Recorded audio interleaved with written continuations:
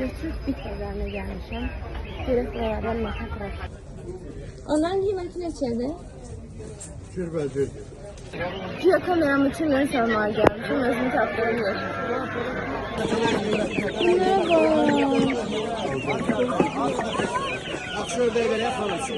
Çok sağ olun. Pazar olsun.